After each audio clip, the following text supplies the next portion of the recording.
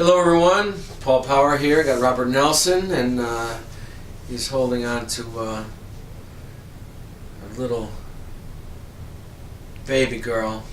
Yeah. It's January 10th, 2019. We're going to jump back into doing Alien Contacts and Bob's Life, and we are on episode number 14. Yeah. Hang on one second. Oh, that's perfect. That's a great one of him. Yeah. He's ready for it. There's our magic man. Right?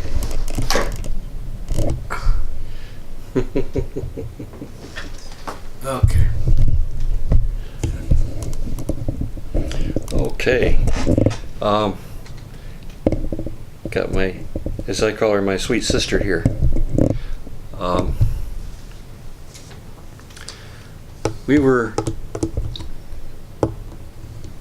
When we left off, we were talking about events in the 1990s. I'm going to step us back a little bit into the late 70s because there's a strange event happened that I think indirectly at least ties into what we're talking about here. I believe it was 1977 I started taking flying lessons. Frankly, I'd like to be able to do that without the plane. But where I can do it out of body, I know, but I'd like to be able to physically fly without a plane. But anyway, I started taking flying lessons from a little grassed-in airstrip south of the town where I lived in Central Florida. And thoroughly enjoyed it. It was like a waking meditation. It was beautiful. At one point, the Piper engineer test pilot I told you about, a friend of mine, took me flying one night, and we flew from Central Florida out over to the Gulf of Mexico, on the west coast. And all of a sudden, I mean, it's pretty starry sky, clear sky. All of a sudden, out of nowhere, a very, very thick, heavy fog started engulfing us. You couldn't see out of it. It wasn't a cloud. And then I began getting a very strange feeling. So did the pilot of the plane. Suddenly, over his aircraft radio, music starts to play.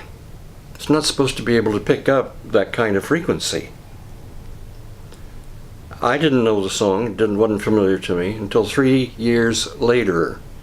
It turned out to be the song that Olivia Newton-John sang in Xanadu called "You Gotta Believe We're Magic."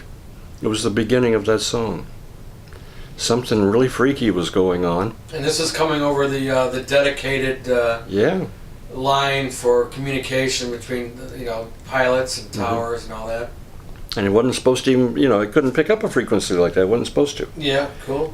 And so at that point, I turned to my friend and I said, I think we better get out of here in a hurry. Something's about to have us for dinner. I could feel it. And he said, well, how long have you been feeling this? I said, the last 10 minutes or more. Why didn't you tell me? I've been feeling it that long too. And I said, well, let's just get out of here. So we dove down under the fog bank, whatever it was, and headed on back towards Central Florida. Were you out over the ocean? Yeah. Okay. Mm-hmm. We were out over the Gulf of Mexico. Okay. So I think whatever was happening there, and I can only go on a guess on this, either there was some UFO going transdimensional and forming around us, or there was some kind of time tunnel forming around us. Yeah. To hear that music that I wouldn't even know what it was until 3 years later. Oh, you mean that song didn't come out till 3 years later? That's right. Oh, that's freaky. Yeah. That's real freaky. Yeah, it is. So to this day, I don't know what we were getting in touch with there, but it is sort of in the line of some of the experiences I've been relating.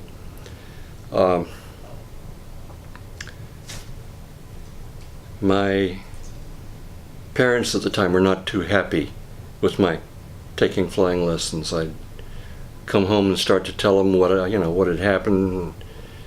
My mom didn't want to hear about it. My dad would come out with, "Let me tell you about my operation." To which I said, "Dad, you never had an operation." "Let me tell you about my operation." That was his way of, telling me, "Don't tell us." What you think of that? I don't get it. It's like, I don't want to hear about it. That was his joking way of saying, "I don't want to hear about it."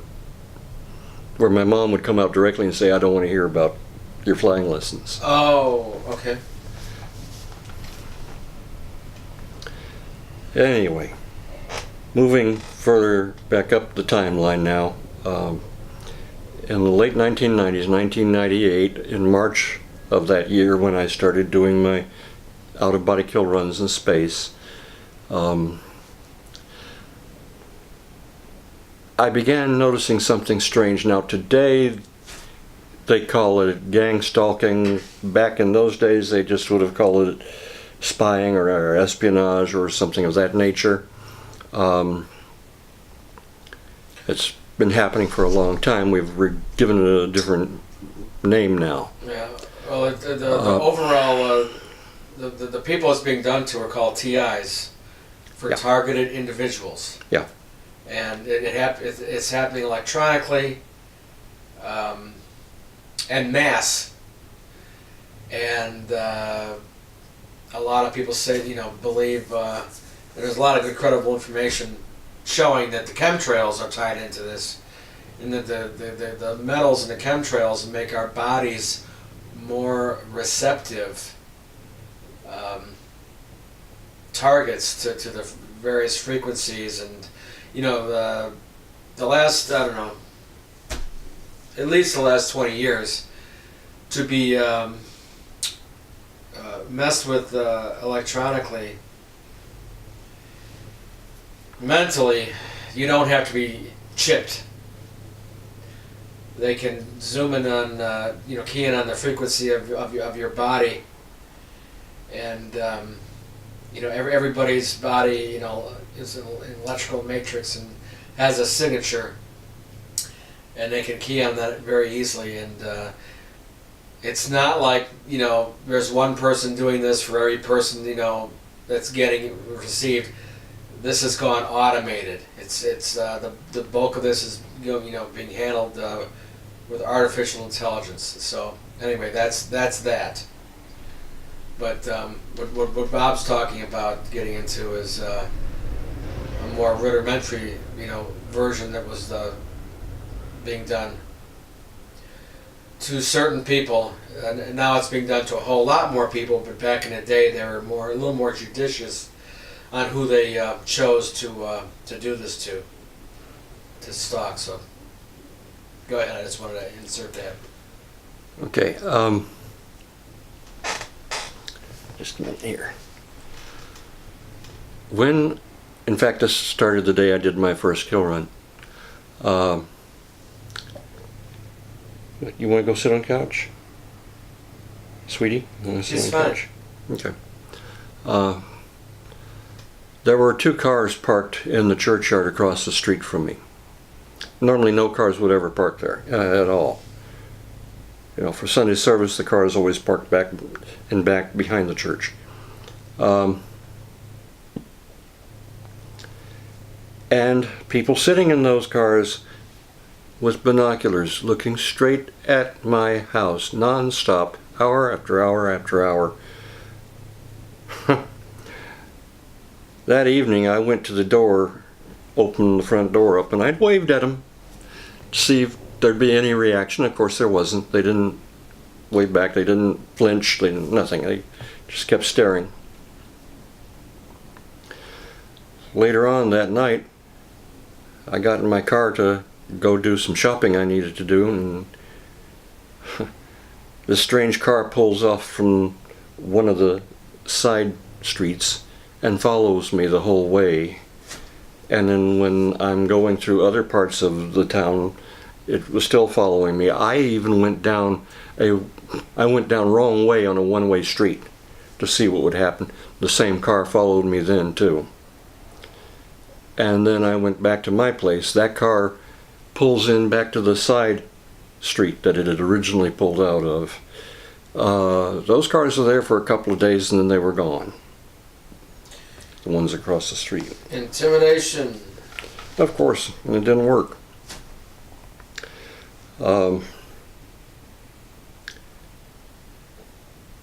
My attitude about it was, if I can take out an AT or an AT craft, think what I can do to you. I know, that's not fun to think of, is it, sweetie?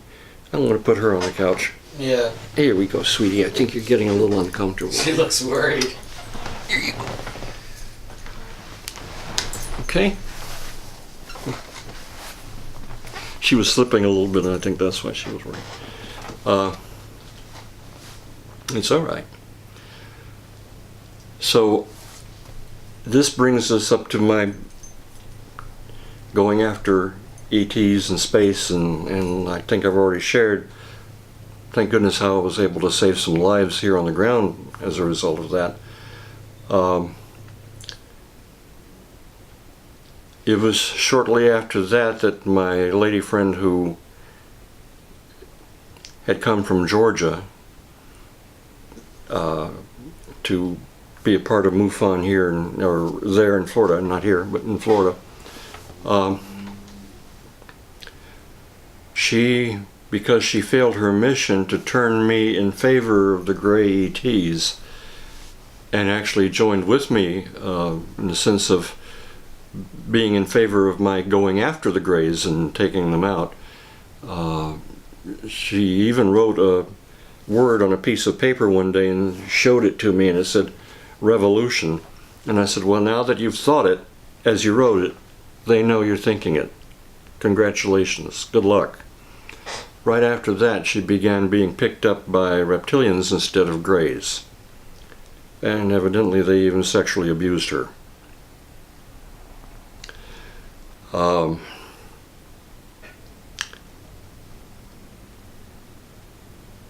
About that period of time, I began targeting reptilians as well. I knew I was going through the grays like we call a dose of salt, so I was helping to get rid of a lot of them. And I intended to go after the reptilian empire next. Now my my next branch on the tree, so to speak, was going to be the demonic empires. So you see, I was starting with the grays, and I was going to proceed to the reptilians, and after that I was going to go after the demonics, because it was all interconnected. It still is, to some degree.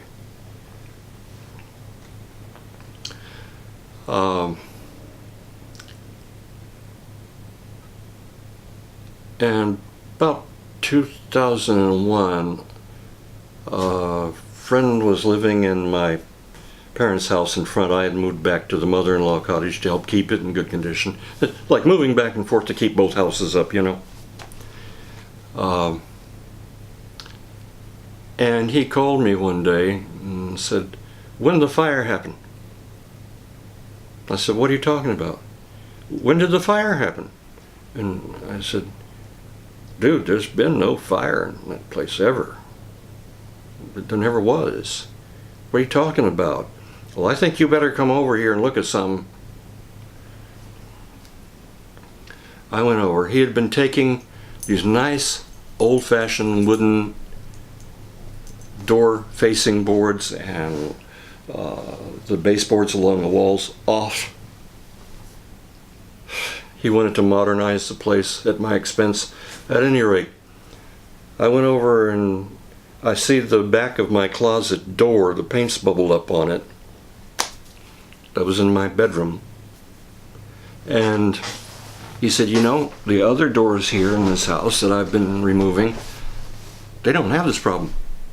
This is the only one. Only fire would do this. And then he said, and look all the way around the door frame. Black, soot. Closet door frame. Remember how I told you in, I believe, the first installment of these alien contact videos, contacts with aliens, that I was afraid of the dark and afraid of my closet?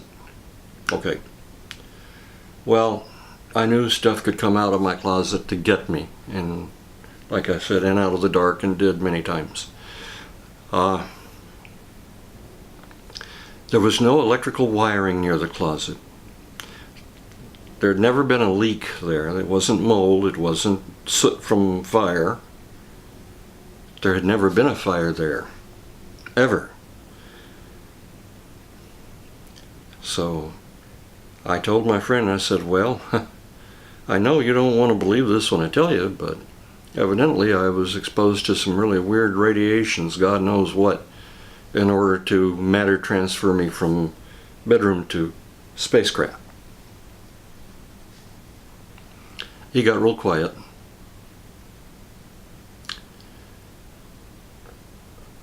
His ex-wife, she had gotten back together. She was coming to visit him and to stay with him at my parents' place. And they had a little kid and another one on the way. It was like about a week's time after that he moved out without even warning me he was going to move out.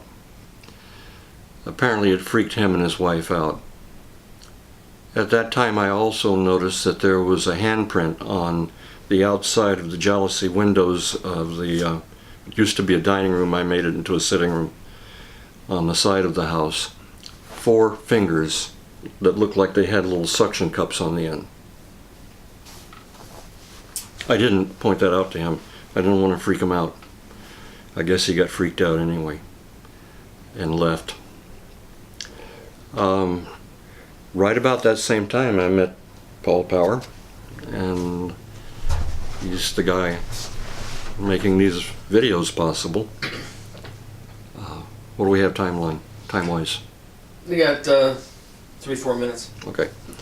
And I had been working in a hotel south of the town where I lived, in the city of Lakeland, actually. And I was front desk clerk in the evening shift.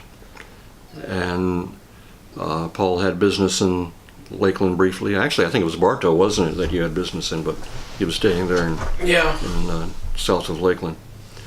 And Mulberry, a little town there. Excuse me. In fact, that's the same town where there was a grassed-in airstrip that I was flying out of when I was taking flying lessons. I think that was the same weekend too that R. Kelly appeared, because I remember I had to go to the courthouse and everyone was talking about R. Kelly got arrested down there. I don't remember. You don't remember that? Nah. He's a big singer, but he got arrested down there in Polk County. Wow. I think the term is he got arraigned down there. Anyway, they are strict down there. Too strict. let's I'm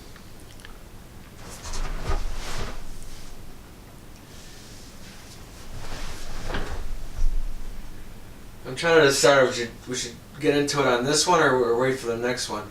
Go ahead and tell a little bit of what you remember for a couple minutes, and the next one I'll tell my story how we met. Excuse me.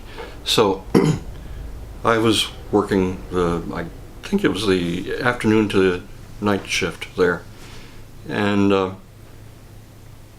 Paul was asking me about some of the touristy things in the area to go see, and about an aircraft museum in the area. And I made some statement about, well, it depends on what kind of aircraft you might be interested in. And that led us into a conversation concerning extraterrestrials and metaphysics and UFOs, and just hit it off as great friends. And that's what led me 3 years later in 2004 to come up here to Chicago. Quite a bit of difference, I tell you. Well, I'm gonna get into a little bit more on the next one. Okay. So we're gonna close this one out Okay. and start the next one.